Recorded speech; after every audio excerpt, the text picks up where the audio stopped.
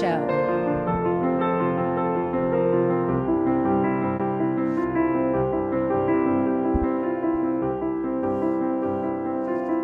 You're live.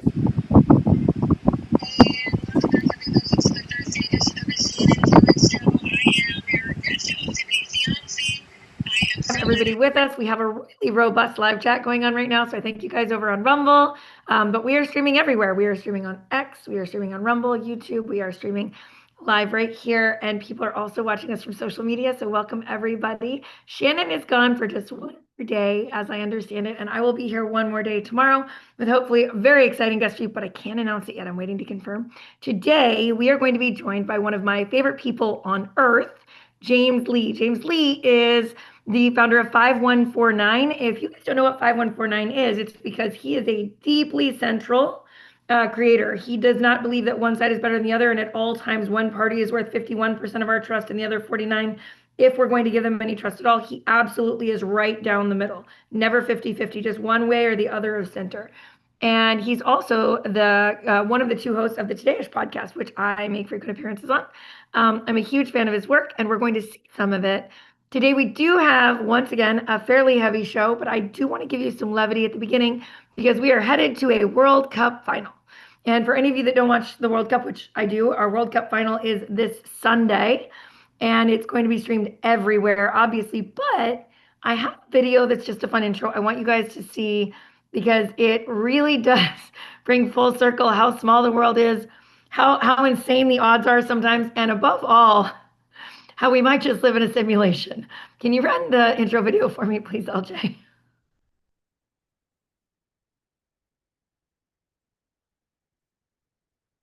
Photo is the craziest photo in human history. I don't know how it will ever be beaten. I don't care how many times you see it over the next however many days before the World Cup final. Obviously, Yamal and Messi are playing each other now in the World Cup final. Guys, this photo happened because there was a charity campaign with UNICEF. The neighborhood near Barcelona, where Barcelona plays, I'm in Barcelona in Spain. They asked all the families there, it's like, if you have a baby, you can enter into a raffle. And then if you win, you can bring your baby and there'll be a photo with a Barcelona player. The Barcelona player in 2007 ended up to be Messi in the photo. And who won the raffle? Yamal. This wasn't like, oh, Yamal's the son of this other soccer. No, this was random.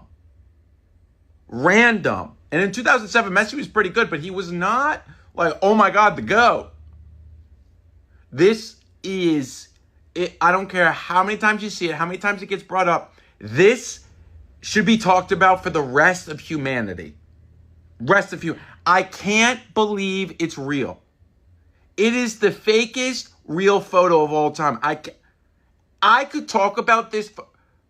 I agree with Jack. Okay, I agree with my friend Jack Mack.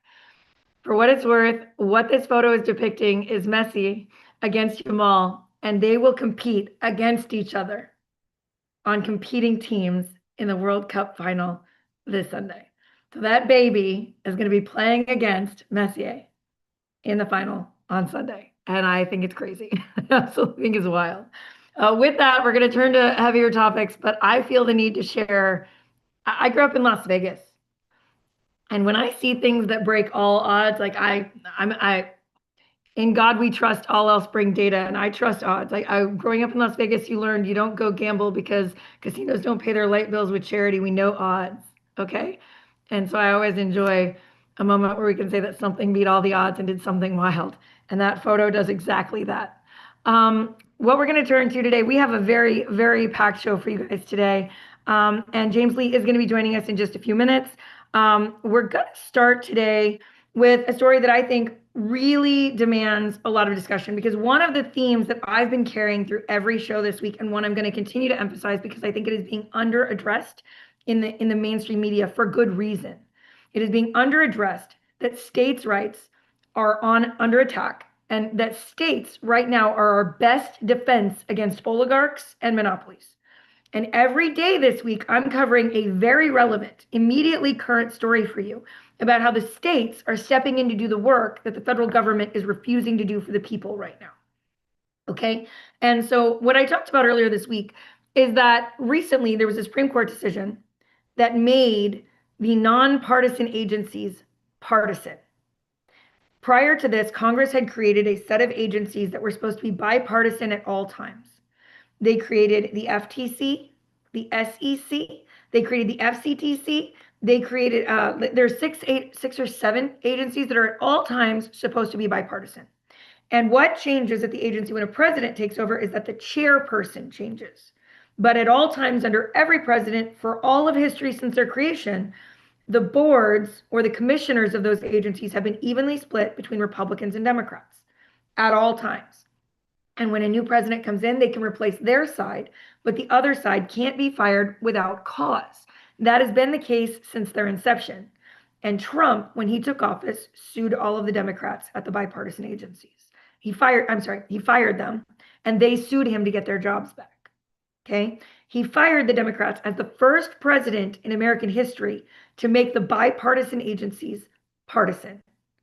And he did this, he said, because he wanted to stop the work they were doing that was continuing from prior terms, which is very hypocritical, I would like to stress, because the people he fired, for instance, the FTC, were the same people that finished all of his lawsuits from his first term that he started for the people he said needed to be broken up.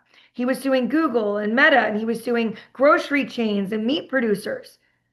And when they took office under Biden, they finished his work and won those cases. And as soon as he took office, he fired them and stopped all of the work they were doing to go after monopolists, while every monopolist they were suing was in the front row at his inauguration. And so you have to ask, who's left to defend us in the age of partisanship in the agencies that have to be nonpartisan to have continuity of work for the American people? Because these lawsuits take decades. They take decades. And so today we're going to talk about the Paramount Warner Brothers merger. Now, this is something that I've actually been screaming about for quite a while. We have monopolies that have taken over every facet, and I mean every facet of the media at this point. We in the independent media are basically all that the American people have left, right? And what we've seen is this massive consolidation of power under allies specifically related to Trump. And as a result, he's not been shy about saying that the news will be favorable to him when all of his friends take over the media. So I want to run this clip right now that's being run about what's going on with the merger between Paramount and Warner Brothers. Can you run that for me, LJ? A deal between two entertainment giants is under fire, leading to a lawsuit that could reshape the future of Hollywood.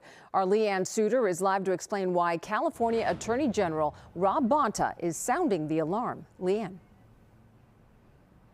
Giovanna, the gist of that lawsuit is that the mega merger of Paramount and Warner Brothers is illegal and would eliminate competition. Just take a look. This was the scene today as the California Attorney General Rob Bonta stood in front of the Hollywood sign as his backdrop, announcing that 12 states have joined forces to stop that blockbuster $110 billion merger of the two Tinseltown giants. The suit says if the sale goes through, it will mean higher prices, lower quality, and less content for film and television, hurting movie theaters, cable distributors, and ultimately viewers. Now, Bonta says the merger would create a Hollywood monopoly. By combining two of the 5 largest film distributors and 2 of the 5 largest basic channel owners, basic cable channel owners, the resulting behemoth would control and can we nearly pause and go to video 2, please, LJ? Or B? Thank you. Now, we're seeing in the chat, Dino Fun is saying, don't the Ellisons own Paramount? Why, yes, they do. Warner Brothers was originally supposed to be acquired by Netflix.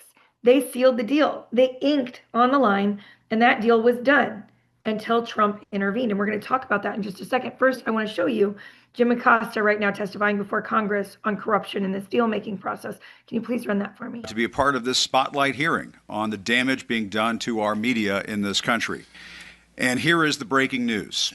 The news is broken. We may not be able to put the pieces back together again if the Paramount Warner Brothers Discovery merger goes through and puts my former home, CNN, under the control of the Ellison family. You see, the President of the United States, Donald Trump, has cracked the code in how to hurt the press in America.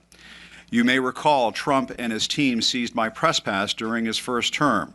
What is happening now goes way beyond that. As a former White House correspondent and anchor for CNN and a former correspondent for CBS News, I can only report to you what I see with my own eyes: an assault on our freedom of speech and the free press in America by the most powerful man in the world, who is taking us all down the road of Putin or China-style, state-dominated or state-controlled media in this country, owned by the oligarchs in service to Trump and MAGA, all in the name of special treatment for the wealthiest Americans at the expense of everyone else. Ladies and gentlemen, the news does not belong.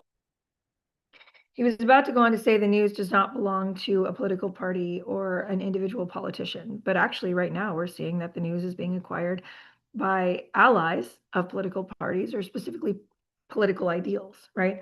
Dino Fun asked in the comments, is it owned by the Ellisons? Yes. The same family that now controls CBS. Yes, it is. And TikTok. Yes, it is. Right? And what we've seen is this consolidation of power around these already duopolies or quadropolies that were already working together as cartels. And so I want to run a video from our guest today, James Lee, where he actually talked about some corruption in this deal-making process, which we alluded to just a minute ago. Just take a look here. MAGA GOP view of Trump.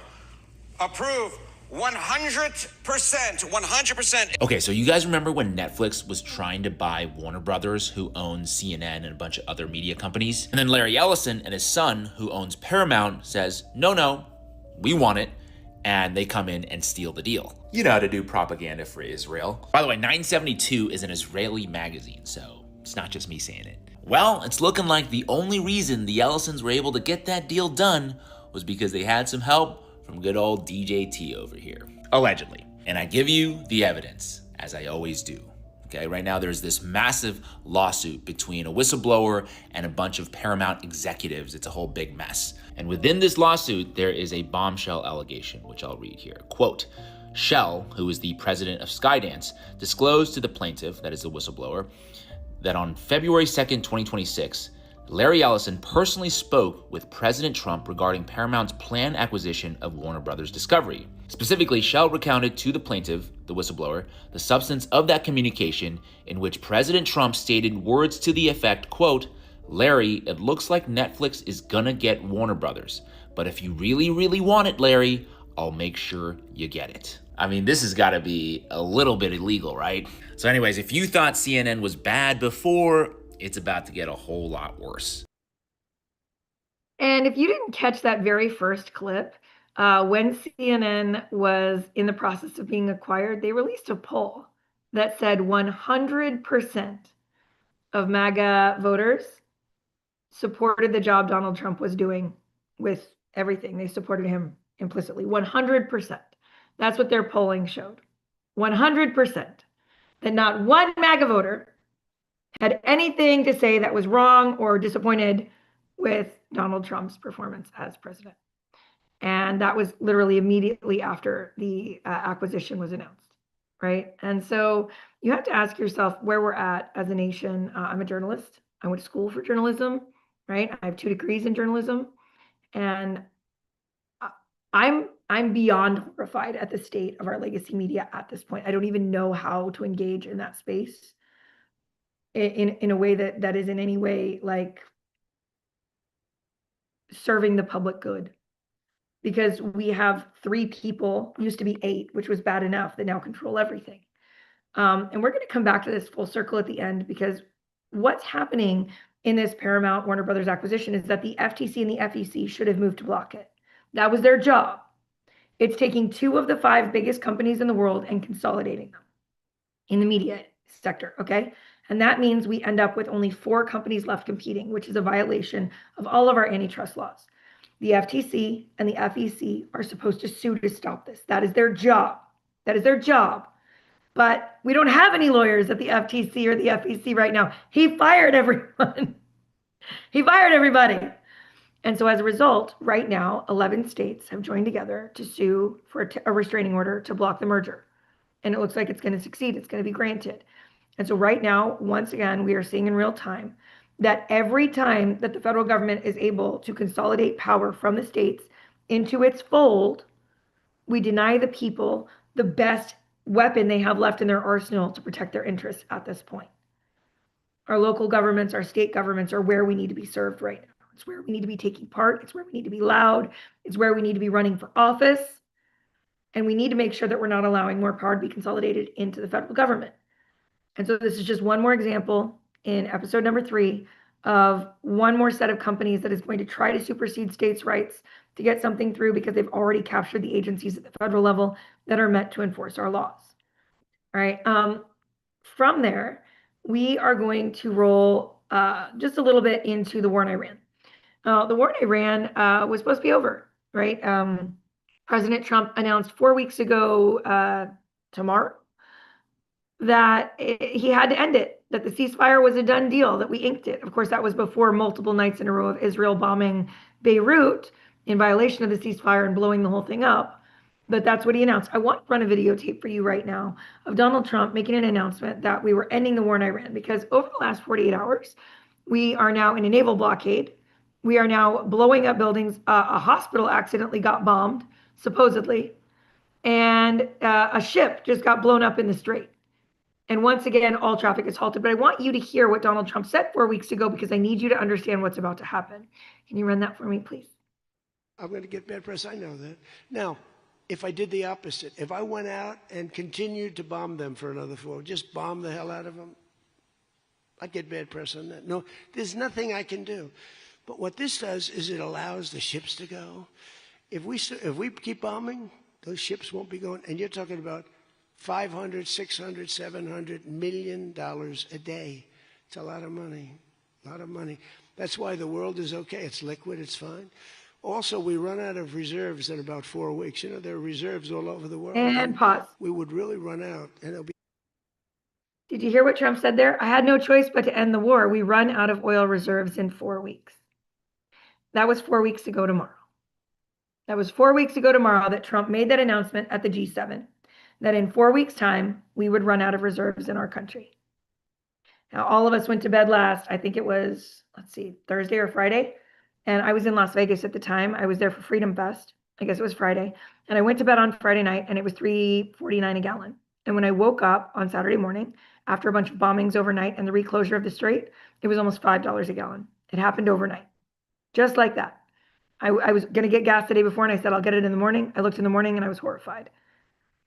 Trump said 4 weeks ago, we're going to run out of oil reserves in 4 weeks. That's tomorrow. And right now, the Strait of Hormuz is closed. Trump says he's engaging the naval blockade. But one ship that Trump was going to let through yesterday tried to go through, and Iran blew it up. And it's gone now. That ship is gone. And everything on it is gone. And so the strait is closed.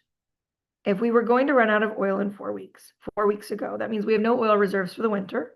It means we have no oil or diesel reserves for our farmers if they need emergency assistance. It means we have no oil reserves for our military if they need emergency assistance. And nothing has been moving for the last 4 weeks. We only had like 5 days where the strait was open.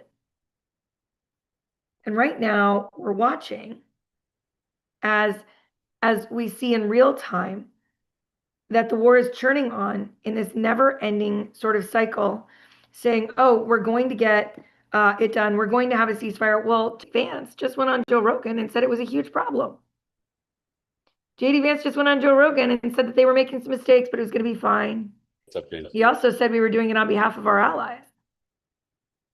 James is coming into the green room, so you guys may hear him on a hot mic. I'm just going to warn you guys because I don't know enough about how this back end works. I want to go over one more thing real quick because it's a very short story. Yesterday, it was released that the Senate Banking Committee had grilled Kevin Warsh, our new chair of the Fed, which was the one agency that the Supreme Court did uphold bipartisan or nonpartisan work in, by the way. They separated that from the other bipartisan agencies and released a separate ruling that said the Fed is untouchable by the president. Thank God. But Kevin Warsh is President Trump's new appointee, and he's a billionaire. And Elizabeth Warren had some questions for him at the Senate Banking Committee, where I don't know. I think it's Lindsey Graham was the chair, and he's not there anymore. So Elizabeth Warren is one of the ranking members. Can you play that for me, LJ?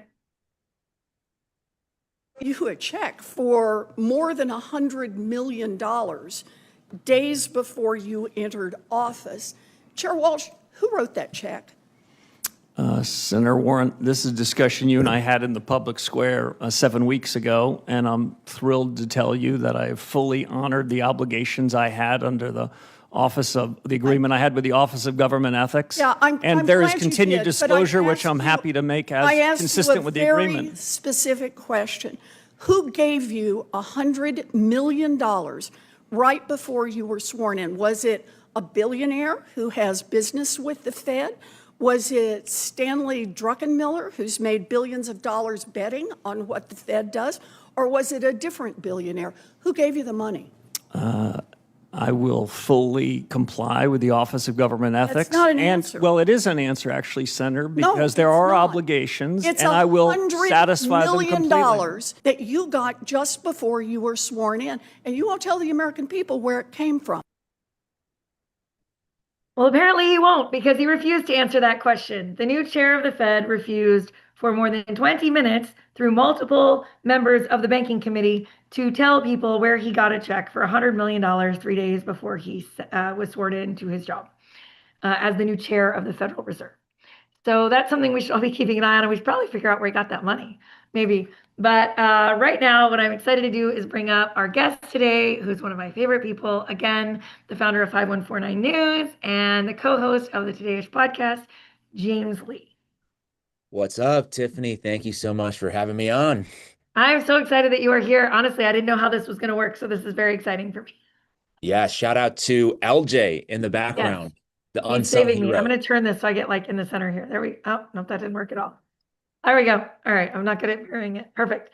All right. So, James, welcome to the show. Have you ever been on Shannon Joy before? I have been on her show, but that was in person when we were in Kentucky for Thomas Massey. I jumped on when she was doing the live stream at his event.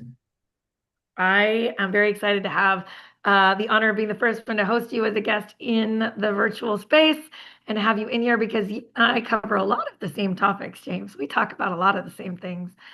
We do. We do. And today we're trying to get I'm people bringing... focused on the important things. There's a lot of shit out there. I'm not gonna lie. There's a lot of shit out there. And right now, it seems like people like you and me are the only ones covering the things that we talk about, which in my opinion are things everyone should be talking about. It's like us and like Thomas Massey and Ro Khanna. That's it. That's it. Yeah. That's it. Today, we are here to talk about something that's going on in real time in the Senate and the House, something that we had some movement on yesterday that was disappointing. I wanted to give you a chance to introduce everybody to Section 219/224 because I've been talking about it earlier in the week. I've laid a little foundation. We have lots of guests that haven't been here yet this week. And I want you to kind of tell them background on what it is and why you've chosen to cover it so effectively these last couple weeks. Yeah, so I think a little bit of the important background is Netanyahu has been talking openly about trying to wean Israel off of U.S. funding. So basically, we vote every year as part of the NDAA to give them $3.5 billion. And that is obviously becoming an issue for a lot of Americans. With our domestic issues, things are crumbling here. People aren't getting the help they need. Healthcare is a mess. The food system's messed up. They're like, hey, why are we sending, or a lot of people are saying, why are we sending billions of dollars to Israel? It's not just the 3.3, but it's the 10, the 15, 20, supplemental packages as well to fund the war against Gaza and Lebanon and Iran, various other things. So Netanyahu, a few months ago, I think, went on CBS 60 Minutes and said, no, we're going to get ourselves off of this aid. And people were like, okay, that's great. But little, do a lot of folks know that in the background, they're working on this more permanent, comprehensive partnership that they're calling. I call it more integration. So that would be what we were referring to as the section. I have that clip. Let me roll it real quick. LJ, can you run the clip that that was James sent over for the first section? We were receiving American support, military aid.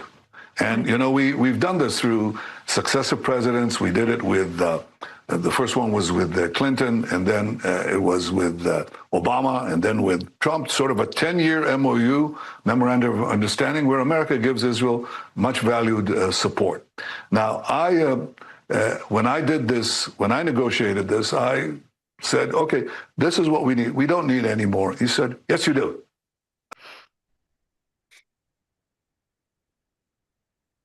What's it doing? I said, Lindsey, we don't need any more. And he would tell me, no, I'm going to go over your head to the Senate because I think you need more on missile defense or whatever, okay? And I think once or twice he got his way. But let me tell you, the last conversation I had with him, we're clearly having some technical issues with that video, but James, can you go on to say what I'll keep going. Yeah, so what they're building in now into the 2027 NDAA, which is a must-pass legislation. It funds our entire military, so it will pass at some point, probably within this week or next week, I'm expecting. But they've placed a provision in there, Section 219. It used to be called 224 in the previous version of the bill, so that's why some people may be referring to it as 224. Now it's officially 219 in the House bill, and it's called the Israel or the United States Israel Defense Technology Cooperation Initiative. And basically, what the language is, it basically synchronizes and integrates a lot of the technologies. If you're talking about R&D, testing, all the missile air defense systems, the drone systems, AI, cybersecurity, all kinds of things are now going to be essentially, on top of that, the data, that's another important aspect as well, the data fusing and sharing. So essentially what we're creating is an integrated military where it's really hard to draw a line distinguishing the American side versus the Israeli side. It's all going to be kind of shared together in one, kind of directive. And it moves, what's important is it moves essentially the aid package to Israel from being open and transparent. Every year we vote on the bill. You could see who votes for it, who doesn't vote for it. So they're going to move that essentially from Congress to now under the purview of the Pentagon, which we don't really get to see into because of national security reasons. So we don't really know what's going on in there. And they're trying to sneak this in right now because you could see the American support for Israel crumbling. And I'm talking about American as in like regular people. Like we're kind of done with this. There's not going to be this kind of, there's not going to be this overt open support for Israel that they've enjoyed for the last few decades. You could see the movement happening definitely within the Democratic Party. You see a lot of members now openly not taking AIPAC money. There's some in the Republican Party movement as well, at least among the grassroots base. Now, the leadership has been very tight to basically remove everybody that's anti-Israel. You saw that happening with Thomas Massie. But I think that's the troubling aspect right now is that you can't really, once this passes, it's really hard to undo, right? Once you start using the same technologies, and the infrastructure is built together, it's really hard for a new president to come in and say, well, let's try to untangle, because you really can't untangle at that point once everything has been put together. And one of the things that I heard Thomas Massie talking about was that it also authorizes them to produce some of our weapons right there. Is that correct? Yeah, I mean, they're already doing that now. They're producing some of it. Yeah, we're talking about like the missile air defense system, the drones, these small pieces of technology. They're like, hey, at some component of a fighter pilot's helmet is built in Israel now as well. And for me, it's a lot of this is like just a sovereignty issue. At the end of that clip, if we were gone through it, there was even the Fox News journalist, which I think she may have at the very least committed a bit of journalistic malpractice. She's like, oh yeah, I think there's some sovereignty issues with this, but we'll figure that out later. And I'm like, no, that's something we should figure out right now. The sovereignty very issue. Famously quoted by everyone that's in independent journalism on X. I've seen that about 100 times. Fox News going, there seems to be some sovereignty issues here, but I guess we'll figure that out later. Like that was literally the quote. The Fox News knows it. I mean, and they're willing to say it. It's a miracle she still has a job this week, I guess, right? But like... Yeah, but to kind of like brush it off so nonchalantly, it's like, yeah, sovereignty, whatever, we'll figure it out later. I think that goes to show where the mainstream is so disconnected from the grassroots people. Like that's a big deal for a lot of folks. And I've been making these posts on the internet, and everybody's like kind of awakening to this issue. A lot of people who may have not been paying as much attention, they're like, wow, this seems like very serious, because even if Israel is an ally of ours, let's say they are, and they're going to act in good faith, there's still a need to have that separating line between our national interests and their national interests, because maybe they're aligned right now. Maybe, Right. let's assume that they are. At some point, they may not be aligned, and we would want to be able to create a firewall or maintain a firewall so that they can't come in and do espionage activities that they've been proven and shown to do throughout history, at least in the last couple of decades, right? Report after report saying they're trying to bug the Pentagon, or they are spying on presidents. They're trying to thwart negotiations with Iran. These kinds of things are constantly happening, yet we want to integrate with them closer. It just really doesn't make any sense from a national security perspective if we're so worried about national security, right? I mean, it's the very beginning is that's why we had to ban TikTok, was because of national security. And now we're openly offering up, the US military to another country. I was at TikTok HQ yesterday. I was at an event there yesterday with their policy team. I was at the Creator Advocacy Summit in DC, advocating to the bipartisan caucuses. And I've got to say, I miss my Chinese spy just a little. I really do. I want him back. You're talking about me, right? A lot of us on TikTok missed him. Oh, I did mention you twice yesterday, by the way, to members of their team. I want to run video 3D from Massey, because we've had some movement this week that we need to kind of articulate what's happened. And I want people to understand there's still work we can do. Can you play that for me, LJ? Video 3D Massey.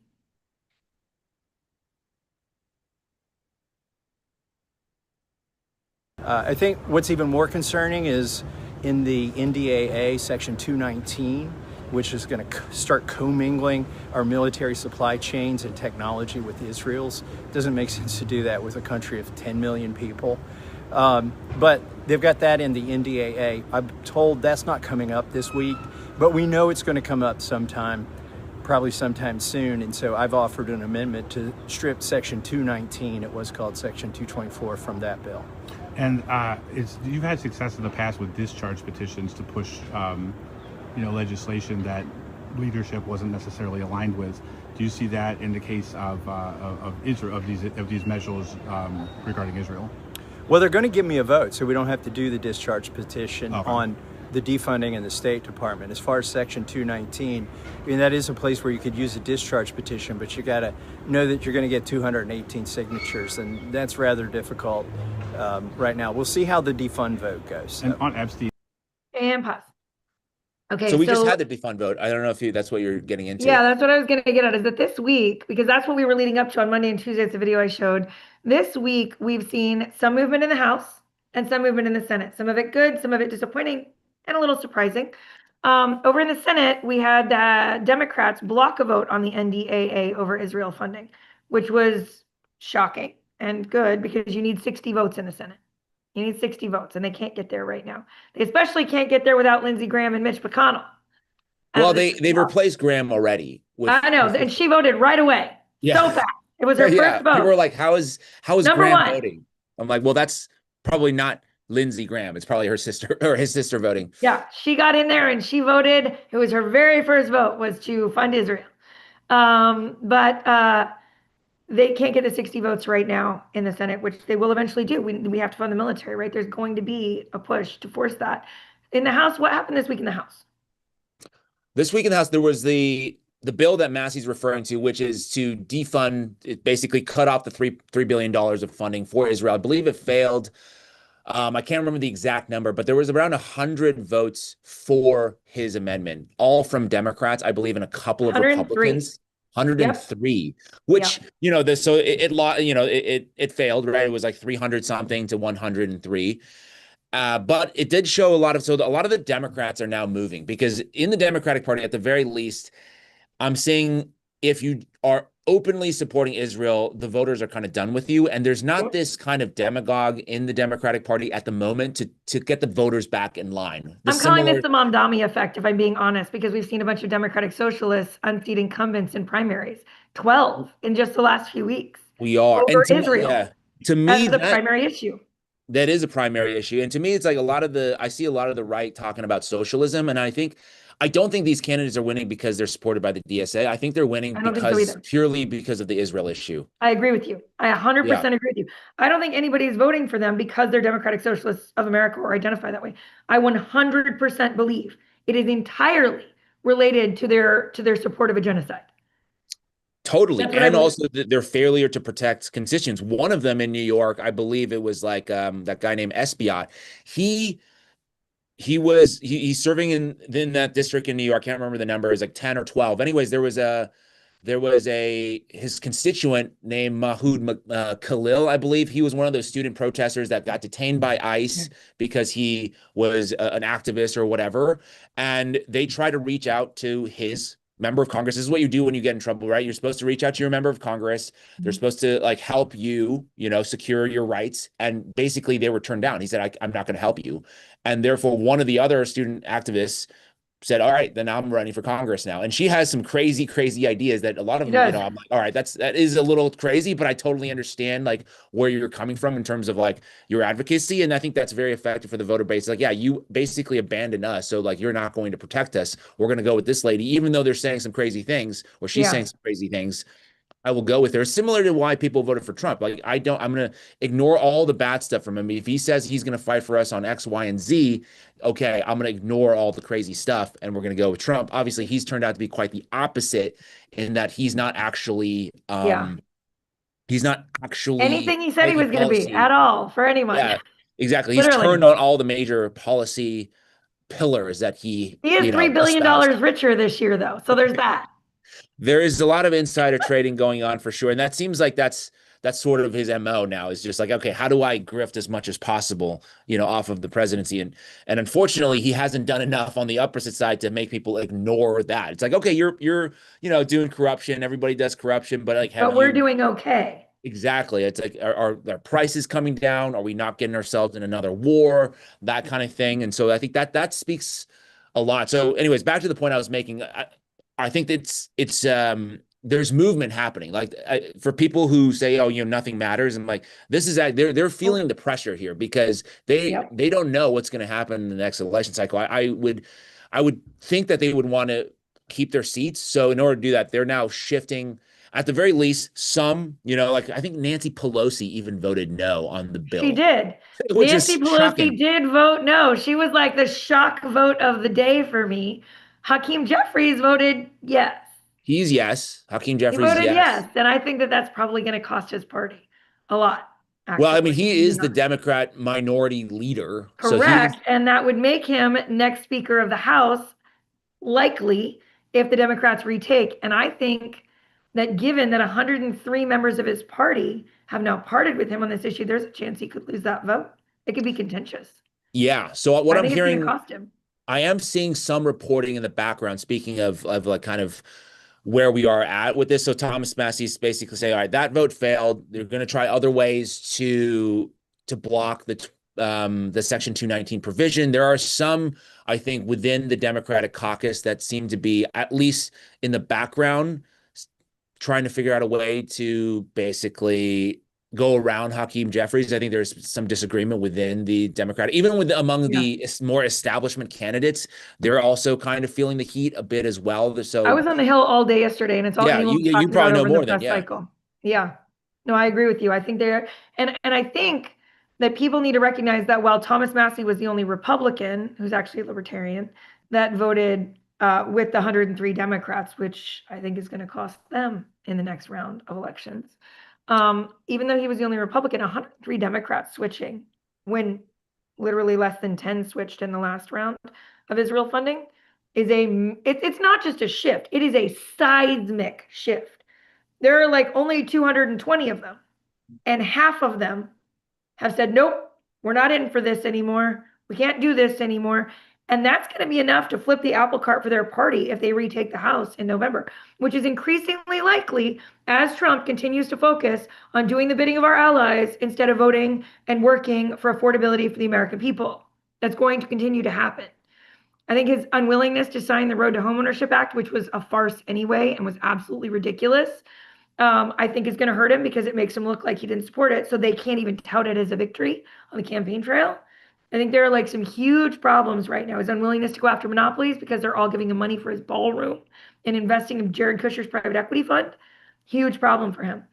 And I think that 103 Democrats shifting on this could flip that apple cart. But this fight is not over because in the Senate it was blocked. in the House, this bill, this particular vote failed, but it's not done yet. So one of the things I've been getting folks to do that are watching the show all week long is I've been getting them to make some phone calls. What can we do right now on 219 and 224? Yeah, so basically, so this is in terms of like what we can do right now. I just want to make sure I have the details right. I don't know if you heard yesterday, I think they attached the NDAA in the House with the SAVE Act together as one massive bill. Okay, because I think the Republicans want to pass the SAVE Act. So I think, look, I mean, the message to me is simple. It's like if you vote for this, you're going to get primaried. That's the message is that we don't want our military integrated with Israel. It is borderline act of treason. Okay, it doesn't matter if they're an ally or not at this point. It's another country being integrated with our military. We won't accept that. And I mean, it's a massive disrespect to the men and women of the armed forces. It's like, who are they actually fighting for? Their lives are on the line to defend another country. I think that's something that's super, super problematic. So that, I mean, that's my message. Simple as you call in, that's what you say. It's like, you need to strip out 219. If you support this bill with 219 in it, you will be primaried and you will lose your job. And we will is try it you for beneficial? We should obviously be leaning on the Senate because it has not come for a vote in the Senate yet. It has not come for a vote in the Senate They've yet. blocked that vote so far. But it will. We should be leaning heavily on the Senate, guys. Heavily on the Senate right now. And we should be calling the House as well because they're going to need to reconcile on the cross, as I understand it. Exactly. And to the point about that you made about Trump with the, not passing legislation on behalf of the American people that would help with home ownership, inflation, all these things. And now tonight he's going to make some announcement from what I heard about election fraud potentially. And I just, I think it probably has to do with the SAVE Act. Trying to push that a little bit, but it's just like you guys are in power right now. I think Thomas Massey said they control everything. Thomas Massey very famously said, we control the House, we control the Senate, we control the executive, and he said to a lesser degree, we control the Supreme Court. We won all the damn elections. What election fraud? He's like, I lost and I'm not calling for election fraud. What are you talking about? Right. It seems like there's a miss in terms of the prioritization that's going on. I mean, I can't remember the last time really a bill was passed on behalf of the American people. Because if you think about the SAVE Act, which I fundamentally don't necessarily disagree with the SAVE Act and the voter ID stuff, I don't have a problem with that. But my issue with that is it doesn't really help the American people at all. It's really more of like, okay, how can we secure our party's ability to win elections? That's really what that bill is about. And the Democrats do similar things in other ways, like suing the Green Party and stuff like that on, in states like California. Or like 42 lawsuits from both parties against Robert F. Kennedy Jr.'s campaign. Both parties did that. Yep. Exactly. Yeah. It's this kind of thing where it's like, okay, the Democratic Party's litigation budget to sue people off third-party ballots is larger than, the Green Party and the Libertarian Party's budget combined. That seems to be election interference to me. Yeah. All right. So the gist of 219, folks, is you need to be calling the Senate all day, all night. Get your teenagers to call, get your neighbors to call, get your, everybody you know to call. And they are hearing. I mean, from my understanding is that they are hearing the message. They are taking it seriously because of the groundswell that you've seen with the primaries, right? Because I sent you the clip of, there's a clip of Hakeem Jeffrey. There's also a clip of Haley Stevens who's going in. That's another big AIPAC seat that is up for grabs right now, similar to what they did to Massey in Kentucky, right? I think they're pouring in, from what we know right now, at least $15 million into the Michigan Senate race with Haley Stevens, who's the AIPAC can you play that last link we have on the sheet right now that James sent over? Haley Stevens. Let's play that. And in the United States Congress, I will continue to fight for the people of Israel. I will continue to fight for Israel's existence. Israel comes to me in my dreams. I see Israel's future, and I know that Israel will continue to exist for the Jewish people. All right, so that's $5.5 million that she's received from AIPAC. Is that correct?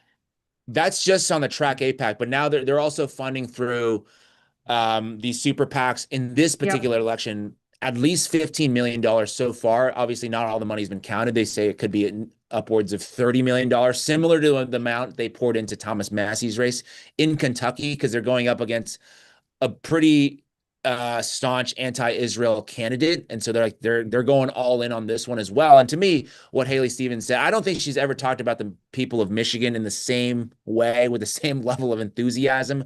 I think that's just a troubling thing to say. It's like, oh, I'm going to go into the United States Congress and fight for the people of Israel. It seems very, Michigan has the very largest Muslim odd. population in the United States outside Minnesota, doesn't it? It does, yes, from my understanding. Interesting So I choice. think, it's they know that seat. I mean, that they know that seat is important. They're going after it, and it's because the clock is ticking for them. That's why they need this 219. The other thing I wanted to bring up was Section 622 in the Intelligence Authorization Act that's been proposed by Tom Cotton, and that would open up more or expand the intelligence sharing between the United States and Israel on a broad number of subjects. Basically, it's like free flow of intelligence between us two in theory.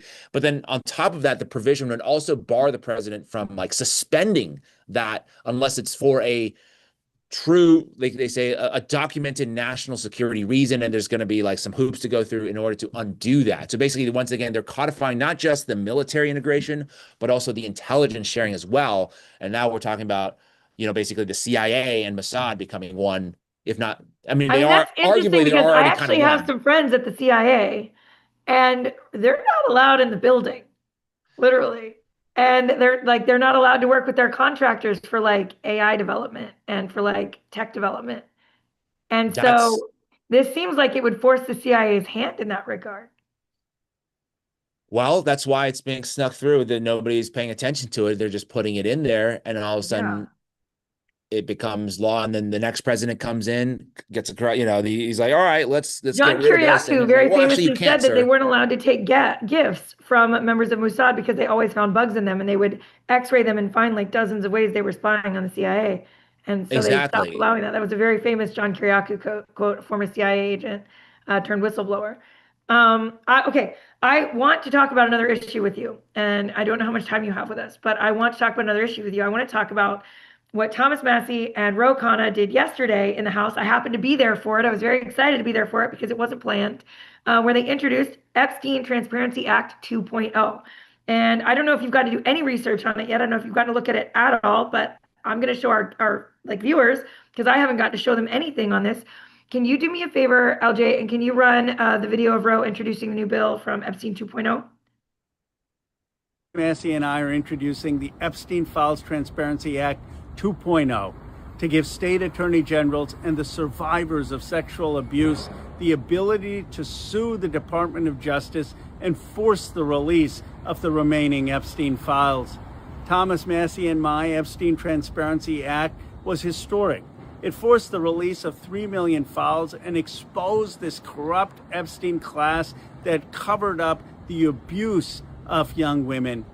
But not all the files have been released, and a federal judge has found that the Department of Justice has illegally withheld documents and failed to comply with the Epstein Transparency Act.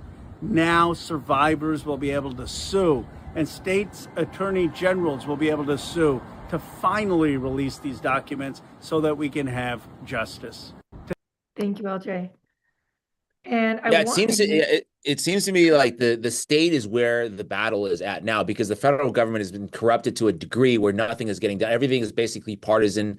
The DOJ is basically the president's lawyer. They're not acting in an independent way anymore. So it's now up to the states, right? I think that's kind of similar to something that we talked about with you on our show last week with returning states' rights as far as like pesticide manufacturers and making sure that the state attorney generals and local governments can enforce safety regulations for their own citizens versus being, what is it? Just what's the actual thing? It's like the federal law that's passed right now. It's like the pesticides they have. 100%. I'm really glad you just brought that up, because that's how we started the show today, was the importance of codifying and protecting states' rights because they're under attack on all fronts. Today, I used the example and your video on the Warner Brothers Paramount merger. And I introduced the fact that right now 11 states are suing to block the merger. That was the job of the FTC and the FEC. But Trump fired all the Democrats, and his attorneys are refusing because Ellison doesn't want them to. Okay. And you're right. On your show, we talked about the fact that Bayer Monsanto just got this victory in the Supreme Court because the Supreme Court said FIFRA was a badly written law. So we will assume that basically it supersedes states' rights. And right now, in the Senate, in the Farm Bill, in the Ag Committee, Cory Booker is offering an amendment as we speak that says one sentence, FIFRA does not supersede states' rights, and it negates the Supreme Court decision. And that's being offered as an amendment in real time right now at the same time that Joni Ernst in her lame duck window is forcing through something called the Save Our Bacon Act that overturns 1,000 state laws that protect Americans from mRNA vaccines and from all kinds of antibiotics and hormones in our food supply. And they're trying because all of these companies know that fighting in the states is not a winning maneuver. They can't afford to fight in 50 states. They can't afford to win everywhere, and they can't capture everyone. But they have captured the federal government and the agencies. And so it's so important that we're calling the Senate on this issue too, and saying you need to vote no. If you can find, I want you guys to call every member of the Ag Committee, because right now we need to say yes on Cory Booker's amendment to codify that FIFRA does not supersede states' rights, and no on SOBA that overturns 1,000 states' rights, right, and state laws.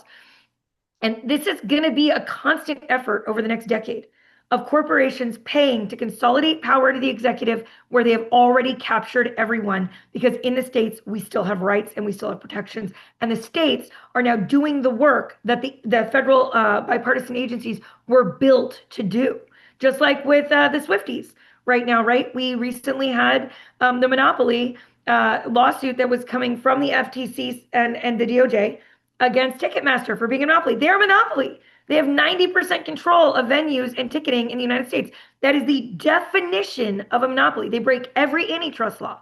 And they've done it by consolidating companies, and our agencies looking the other way. And what happens is the DOJ sues under Biden. Trump gets into office, strolls into the courtroom on the day the trial was set to begin. One of his lawyers strolls in and goes, "We settled with them." Mm-hmm. And the DOJ lawyer, the DOJ hired lawyer who was there to argue the case said, "I've been prepping for a year. What are you talking about? We're here to argue the case." They're like, "We settled with them last night." He's like, "Who did? I'm the lawyer." And he's like, "The DOJ." And he's like, "I'm the DOJ. Who settled?" Literally, this happened live on camera. And then the 37 attorney generals that had joined in the lawsuit said, "We didn't settle shit." And they continued with the case and they won. And right now we're moving into the penalty phase where they're going to seek to break up Ticketmaster because the attorney generals are continuing the work the federal government was designed to do. We need states to keep carrying that capability. We need them to have their rights codified, protected, and we have to keep leaning hard on our attorney generals to do the work that the federal government is refusing to do. It's 100%. Yeah. I mean, that's really where the fight is at now. It's like, because they've already captured the Fed, like you talked about. And so each state is now going to be responsible for protecting its own citizens. We're going to do that, not just with the health stuff, with the Monsanto, Bayer pesticides, but now with protecting our, citizens from being, raped. I just don't understand at this point, like, how you could be for or against Epstein accountability. It's just like, can you stand on any other moral issue if you don't support an issue like this? And that's the same with the genocide stuff that's going on. It's like, no more lecturing me about any other moral issue if you can't, if you don't show the will to stand on some of the largest, points of like, should be unanimity in a population. We don't hurt children. We don't hurt children. Women. You don't bomb babies. You don't kill bomb women babies. And children. It's if you can't stand against that, it's like, what are you actually for? And this new Epstein Transparency Act 2.0 is entirely aimed at empowering the states to step in where the Fed has failed. It gives them access to the files unredacted. They're allowed to sue. They're allowed to go after the criminals, and they're allowed to support the victims. It allows the victims to have access to sue over the improper release of their videos, of their names, of their likenesses, of their contact information. Just truly horrifying things that we're seeing that have happened throughout these releases. But also it forces the release of the last 3 million files and the full unredaction of everything with the victim identifying info. And, it's pretty simple to me. I'm going to be very honest. I had a friend, I thought she was a friend, who I found out was like spending time with a known Epstein affiliate. I found that out personally. And this is how quick it was. That quick. Because we don't support that. It's not hard. Okay, it's not hard. I had a friend I found out was spending time with somebody from the Epstein files post conviction. And I said, "You're not my friend anymore. You lack discernment. You're not good for me. You're not good for the American people. You're obviously not pro children and women. So you don't get to spend time with me. You alienate them. We disavow them. We seek to have them prosecuted. That's what we do. It's very easy to do, right? Unless apparently you're an elected official in this United States. Well, I think you have to have the same moral standards on every single issue. If you are, let's say, for women, for protecting children, right? And it's because that's why, the thing that happened in Maine with Graham Plattner, who was running for Senate, and he had some what a lot of people call credible rape allegations against him. And there's some controversy there about like how they got that information and which groups are behind propping her up and giving her access to like CNN and all those places. And people were like, yeah, I don't want a guy that's out there harming women. But then again, how do you prosecute that case but not want to go after the people who have been wronged in the Epstein files? How do you support one but not the other? And it always goes back to, oh, well, one guy is really anti-Israel and we really want to get him out of here. So we're going to hear every single, case against him. We're going to believe word for word what the woman said, even though there's no actual proof. The text messages have been deleted and everything like that. There's no standing proof. But over here, we actually have tons and tons of emails pointing to certain people, but yet we won't open up any investigations on any of these people, maybe because Epstein was tied to Israeli intelligence or whatever, and we don't want to open up that can of worms. And JD Vance was on Joe Rogan yesterday talking about this. I don't think he did a great job in terms of like his political future. I don't think a lot of people I think he's in bought trouble. that propaganda. I think he's in big trouble. That Rogan interview was bad. It was really bad. Because they're running the same playbook that they've been running, since the 1990s, and it's not as effective anymore. I think that's the big difference nowadays is the media landscape has changed, right? You're one of those voices out there that maybe wouldn't have existed 20 years ago, but now you have a massive platform. I consider myself in that same category as well. It's like 10, 20 years ago, I wouldn't have had the same ability to talk to people and talk, from the issues that I want to talk about, the perspectives from my angle, but now we can. And you could see that too with, I wanted to bring up the Brad Parscale. Yes, we talked about that on Tuesday here on the show. Okay. Absolutely. So Trump's former campaign social media manager was hired by Israel to basically propagandize us, right? They think they spent like $60+ million, or they gave him $60+ million. And it turned out that Israel's really pissed off at him now because he's been very ineffective in all these videos that he's creating because nobody's buying them. People are just becoming more anti-Israel. I saw a poll the other day saying that American Jews, they actually have a higher approval rating of Mamdani compared to Netanyahu. So that's how much I saw that poll too. That's how ineffective this is nowadays. And so then our message is clearly being heard. Now they're trying to institutionalize this corruption, basically. And this is the move that they're making. They're codifying all these things that they don't want, and then all the opposition against, they're saying, oh, these are now domestic extremist terrorists. Okay, if you're against Israel, you're an anti-Semite. If you're against AI data centers, you're now a domestic terrorist. Against technology, you're now against national security, all these things. So there's like this two-front war that we're fighting that I want to make people aware of. But I think there is a path to victory, like you talk about all the time. There's a way for us out of this. Yeah, no, I agree with you. I own a baby music studio. Most people don't know that about me. It's a volunteer situation. It's a reinvestment trust that reinvests all its money for special needs kids because I volunteer teaching baby music classes in sign language. And every year I host a Rosh Hashanah party, a Yom Kippur party, an Eid party, and a Hanukkah party. And I've learned more than 100 songs in Hebrew sign language to do with kids. Wow. And when the war first started, I didn't know. At first I was like, oh, obviously, like this was terrible. October 7th was terrible, and it was. But when I started to see what was happening with kids and I started to wake up, like we all kind of did at a certain point, right? I went to my families that I've been teaching their children since they were babies. And I said, how do I reconcile support for your faith with not supporting what's happening to these children? And they said, if you wouldn't want it to happen to my kids, this is the family I trust the most. She says, if you wouldn't want it to happen to my kids, you can't want it to happen to theirs. What they're doing doesn't align with my faith. And that's what I was told. But the family of 5 children that I've been teaching since they were born, and 3 other families echoed that. We had a meeting. I asked them to please help me understand. And that's been what I've carried with me ever since. If I wouldn't want it to happen to these children, these Jewish children that I teach, and these Muslim children that I teach, I couldn't want it to happen to the children there. Very simple. We don't kill children.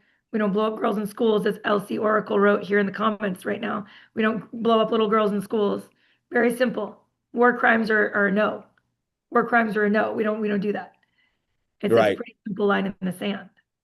Totally. And now you can support the children that I teach. You can support the people of faith here in America and not support that. And it sounds like all across America, people of the Jewish faith are starting, or not starting, but are being pretty vocal about the fact that they agree with a lot of that. Not all of them, but many.